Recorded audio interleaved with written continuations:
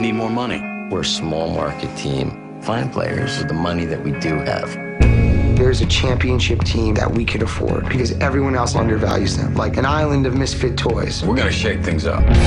You don't put a team together with a computer. Billy Beane has tried to reinvent a system that's been working for years. I say it's just getting started. What is happening in Oakland? It defies everything we know about baseball. Just plain crazy. My name is Matt, and in these next two reviews, I'm going to touch up on the two types of movie douchebags that I hate the most. I'm busy, dizzy, lazy, gotta globalize and blow your mind. Football and wise, I'm very well organized. Make me a compromise. Watch me rise high for the last time. That's not a connection. As with Moneyball, since I was like the youngest person in the theater seeing it tonight, I'm going to start with old people, but I'll touch up on that later. Anyway, Moneyball, the story of Billy Beane, the general manager for the Oakland A's. The movie starts with the A's losing one year, and then Billy Beane makes a point of how he lost to a team that makes and spends almost 3 times as much as they do. So after like a few meetings, he meets up with Peter Brand, who's played by Jonah Hill, and then they end up coming with this. They form this idea, like form these equations, to just determine how to get players for cheap based on their stats.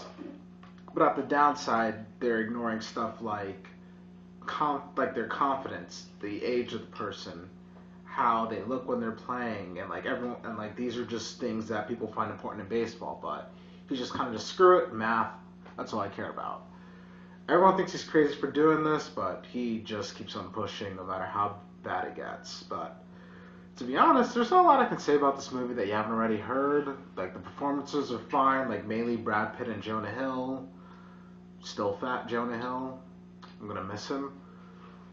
And it makes baseball interesting, and it doesn't focus too much on the stats. Like the script is solid, but don't expect that full snappy back and forth with from The Social Network, since Aaron Sorkin did rewrite the original script.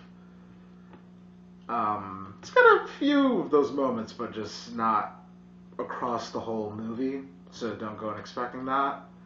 And I did like the humor in the movie. Like there were like a lot of jokes that just had me laughing, and just the whole theater laughing. The movie did have some flaws. Like it started off pretty well. It built really strongly. Like every scene, like what I liked about it is like every scene felt necessary. Like it had a purpose. But then when things kind of took a turn for the negative, for like just the characters in the movie, it kind of felt like the writers and the director weren't really sure what they were doing. Like they didn't really know where the movie was going. Some scenes kind of played out and you weren't really sure what the purpose of it was. But it was just like a little down part of the movie. Like I would refer to it as the dog days of the movie. Like these scenes weren't boring, but they were kind of just like you're sitting there and it's just like, I don't really know where you're going with this.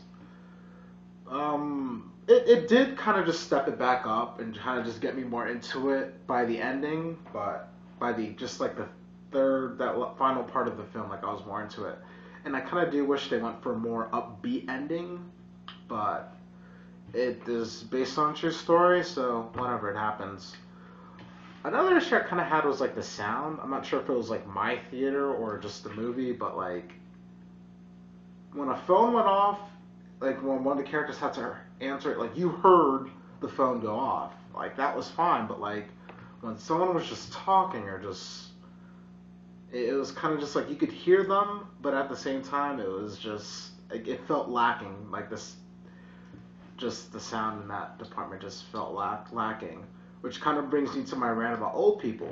For 2 hours, all I heard was just violent coughing, just like for 2 hours.